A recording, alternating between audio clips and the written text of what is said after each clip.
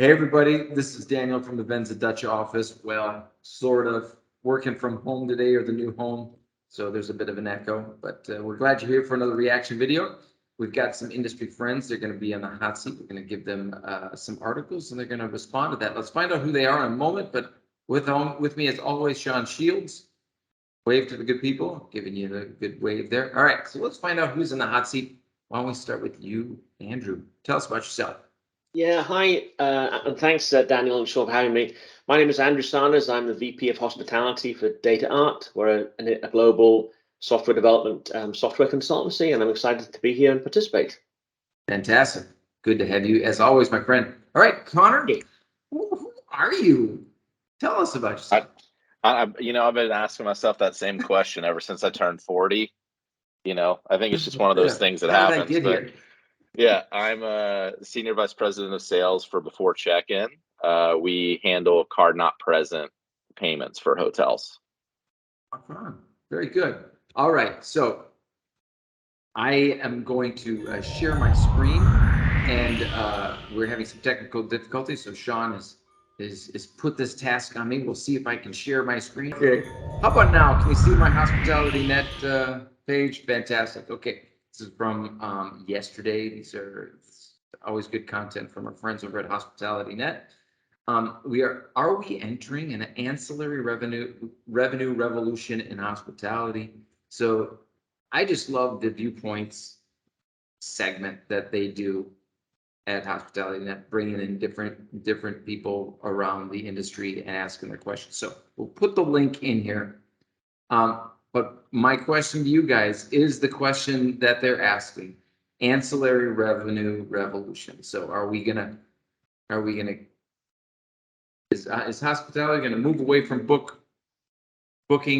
bookings as primary revenue, or is this the new way of evaluating revenue for hospitality? So, simple question. What do you guys think? Why don't you start with you, Andrew? Do you think ancillary revenue? Yeah. Thanks. I think this is a great topic, and I'm surprised it hasn't come up earlier, to be honest with you. I think that this is absolutely ripe and ready to go.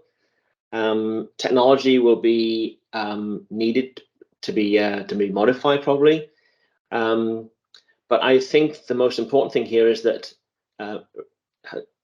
operators and hotels that assign their product need to be explicit and open about these ancillary fees. In the same way as we've had backlash against resort fees, for example, being surprises for consumers, all these ancillary fees cannot be surprises.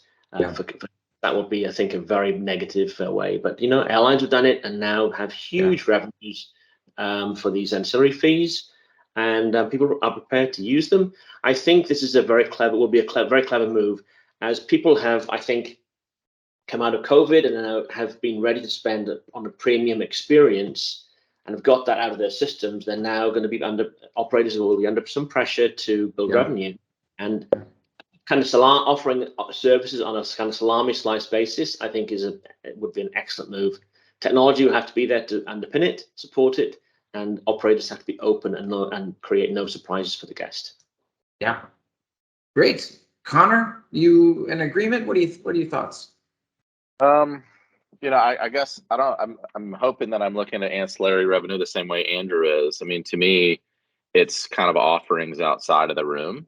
And I think it's very dictated by the service level. So, it's got to be the upper end of the market or the customers that are going to pay for, ancillary services. And it's my feeling in general that people that are going on a true, say vacation as opposed to business travel are definitely looking for more of an experience-driven trip these days. Like, you don't want to just get on a plane and land in some beautiful location in the Bahamas or France or Florida or wherever it might be. You want to land there, be at the great hotel, and then say, oh, well, today I went scuba diving, or I hiked, this place, or I went and saw this temple.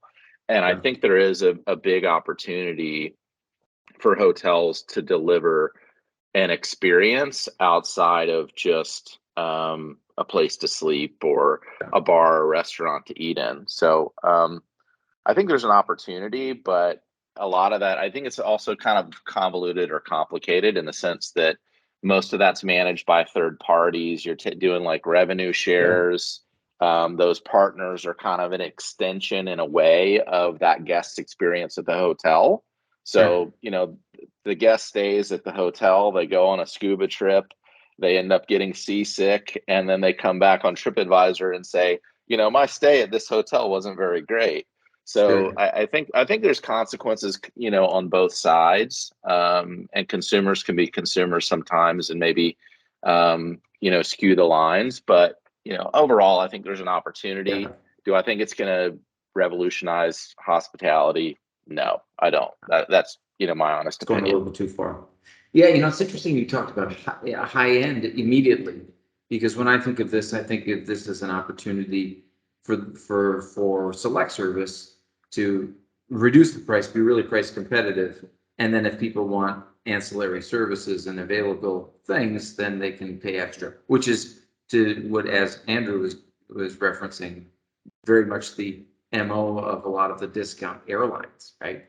But I also agree with what you're saying, kind of with regards to people want to have that experience, and not everybody wants to have that same experience at that high end property, and so then you add those components as an ancillary component. Yeah, I think it's smart. Yeah, I think it's going to be how. It's not that they do it, but how they do it, so it doesn't come across as nickeling and diming, and it's also fluid and easy with the transactions. It has to be slick, as they say. It has to be frictionless. Like you think about when you book an airline, it's so easy to add on some things. It's sometimes too easy, but Amazon makes things very easy to buy something. Hotel use their technology to make things easy, frictionless to voluntarily make these decisions to buy these ancillaries. Yeah, that's interesting times, interesting development. So thanks guys for being on the hot seat. Appreciate that. All right. My pleasure. Thank you everybody out there. We lost Sean Shields in the process. Poor guy's having some tech difficulties, but we'll get him next time. Thanks everybody. Appreciate you. Thank you. Thank you. Bye-bye.